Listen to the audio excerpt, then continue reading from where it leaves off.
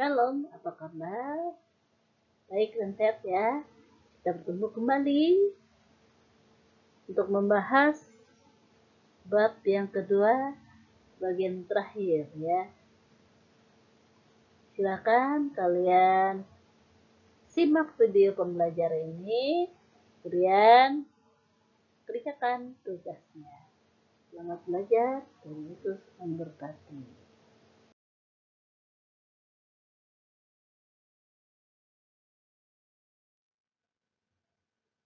Tujuan pembelajaran bab 2 ini, pertama, siswa mampu menyebutkan 3 ciri kedewasaan yang benar. Dan yang kedua, siswa mampu menjelaskan cara-cara menghadapi ajaran-ajaran sesat. Sebelum memulai pelajaran, silahkan kalian berdoa secara pribadi. Silakan.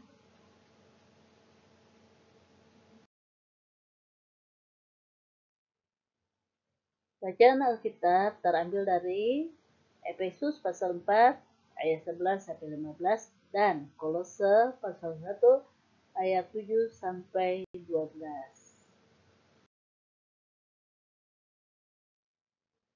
Pertemuan keempat tanggal 18 September 2020 kita akan melanjutkan bab kedua. Kita membahas kedewasaan penuh dalam hubungan dengan orang lain berdasarkan Alkitab.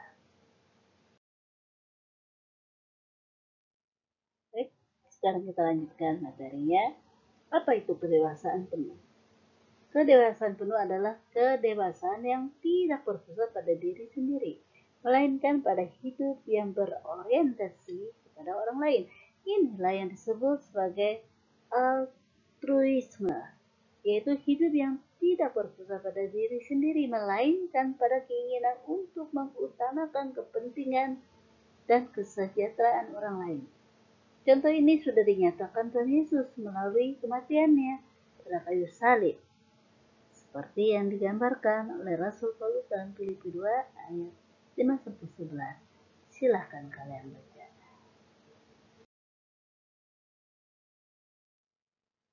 Mari kita baca sama-sama Filipi pasal 2 ayat 5-11. Hendaklah kamu dalam hidupmu bersama menaruh pikiran dan perasaan yang terdapat juga dalam Kristus Yesus, yang walaupun dalam rupa Allah tidak menganggap kesetaraan dengan Allah itu sebagai milik yang harus dipertahankan, melainkan telah mengosongkan dirinya sendiri dan mengambil rupa seorang hamba dan menjadi sama dengan manusia.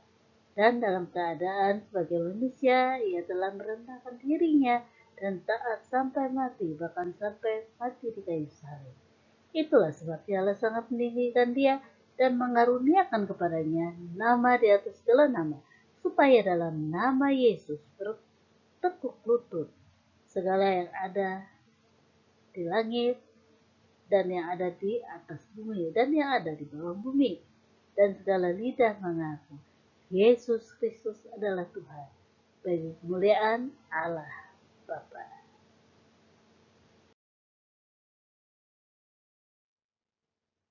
Dalam Efesus 4 ayat 14-15 ya, dikatakan dalam web dijelaskan bahwa surat Efesus ini kemungkinan ditulis sekitar tahun 62 Masehi.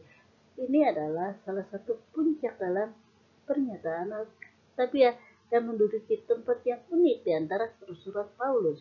Surat ini memberikan kesan akan luapan pernyataan yang melimpah sebagai hasil dari kehidupan doa pribadi Paulus. Paulus menulis surat ini ketika di penjara karena Kristus ya. Kemungkinan besar di Roma. Ada banyak persamaan di antara surat ini dengan surat Kolose. Mungkin surat Efesus ditulis tidak lama sesudah surat Kolose.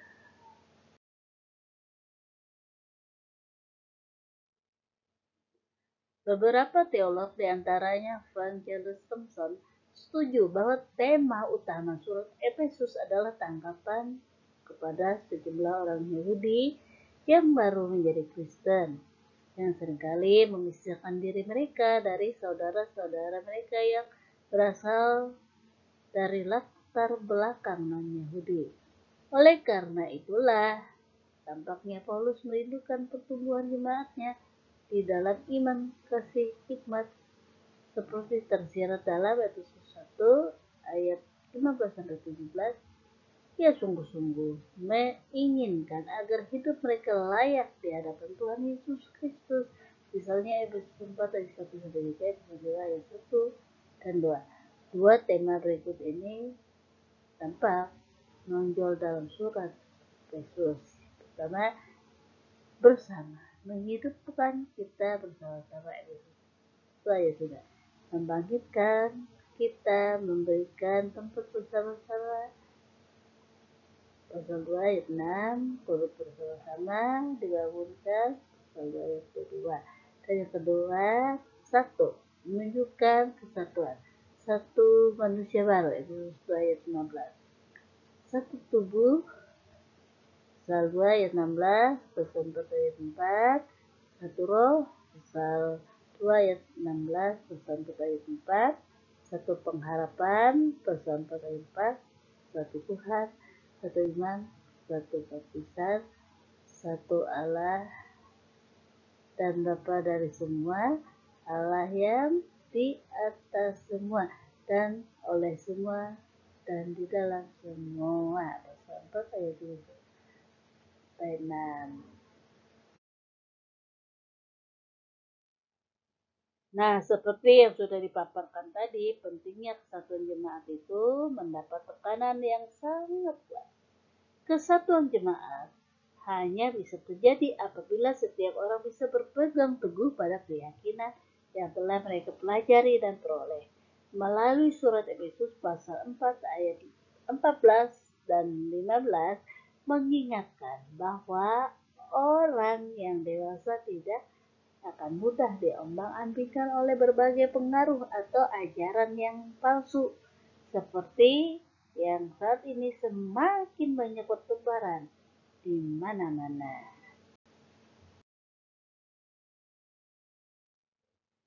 Kolose 1 ayat 7-12. Penjelasan singkat mengenai surat Kolose sudah diberikan dalam penjelasan surat Efesus. Penjelasan itu dirasakan sudah cukup memadai karena tampaknya memang kedua surat ini ditulis dalam waktu yang hampir bersamaan dan diedarkan juga sebagai surat-surat atau surat-surat umum, sehingga tidak tertuju kepada penerima tertentu. Dengan demikian kita dapat mengatakan bahwa surat Efesus dan Kolose memang ditujukan kepada semua jemaat Kristen yang ada di daerah Mediterania pada waktu itu.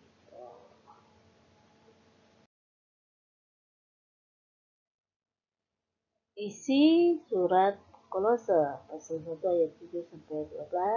Pertama, berisi doa Paulus untuk jemaat di Kolose. Paulus berharap agar jemaat itu menerima hikmat dan pengertian yang benar, dan dengan demikian hidup mereka akan layak di hadapan Tuhan. Dengan hikmat itu, mereka akan menghasilkan buah yang baik dalam pekerjaan dan bertumbuh dalam pengesahan yang benar tentang Allah. Kolose 1 ayat. Yang kedua, kelanjutan doa ini berisi permohonan supaya jemaat di Kolose juga diberikan kekuatan untuk menanggung berbagai persoalan hidup atau penderitaan. Dengan demikian, maka mereka memang akan dianggap layak untuk mendapat bagian dalam apa yang ditentukan untuk orang-orang kudus di dalam kerajaan Allah. 1 ayat 12.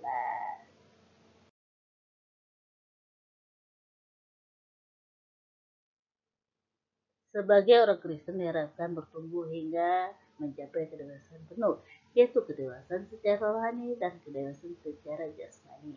Perlu diketahui bahwa pertumbuhan itu hanya dapat terjadi jika sebagai orang Kristen rajin membaca Alkitab, berdoa, menjalin hubungan yang akrab dengan Allah Bapa dan dengan saudara-saudara seiman. sehingga mereka bisa saling menguatkan iman mereka. Demikian pelajaran bab 2 sudah berakhir. Nah, dari apa yang sudah kita pelajari, apa yang dapat kita simpulkan? Pertama, Kristen sejati adalah mereka yang telah memiliki kedewasaan penuh, yaitu dewasa secara rohani dan jasmani, sehingga tidak mudah dipengaruhi oleh hal-hal yang menyesatkan. Kemudian yang kedua, untuk terus bertumbuh menjadi pribadi yang dewasa secara penuh, maka harus berkomitmen untuk selalu rajin membaca Alkitab, berdoa, menjalin hubungan yang akrab dengan Allah Bapa dan dengan saudara-saudara juga, sehingga bisa saling menguatkan iman. Kemudian yang ketiga, semua jawaban hanya ada di dalam Tuhan Yesus. Hanya Dia yang sanggup menolong. Dengan komitmen untuk taat, yaitu takut Allah adalah tunduk pada perintahnya, menjadikan kita mampu untuk terus berproses menjadi pribadi yang menuju kedewasaan yang benar atau secara penuh.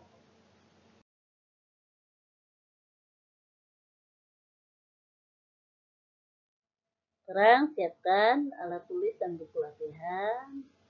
Kerjakan tugas berikut 2 pertanyaan. Yang pertama, tuliskan apa saja yang kamu dapat pahami dari pelajaran bab 2 ini. Dan yang kedua, tuliskan pendapatmu. Apakah mudah menjadi seorang Kristen yang bertumbuh menuju kedewasaan yang benar atau penuh? Jelaskan. Selamat mengerti.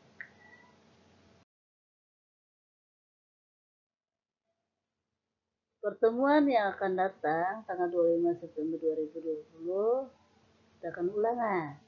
Silakan kalian pelajari bab 1 dan 2.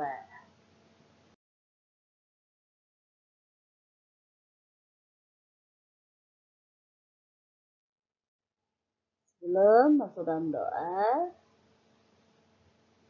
mari bernyanyi Hanya Yesus Jawaban Hidup.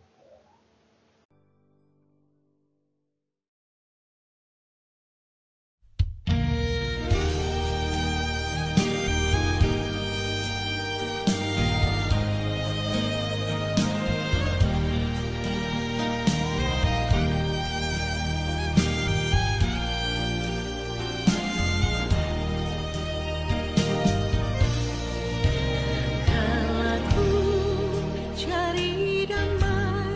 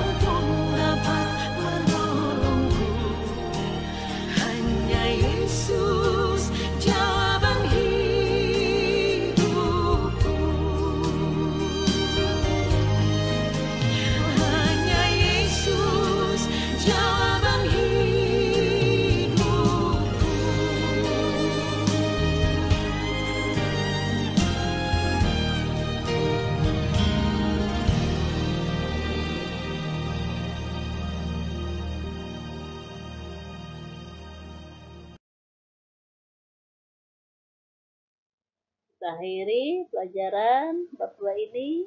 Silakan kalian berdoa secara pribadi.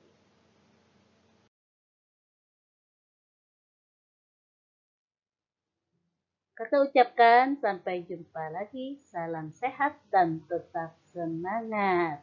Terima kasih atas perhatiannya. Tuhan Yesus memberkati. Dadah.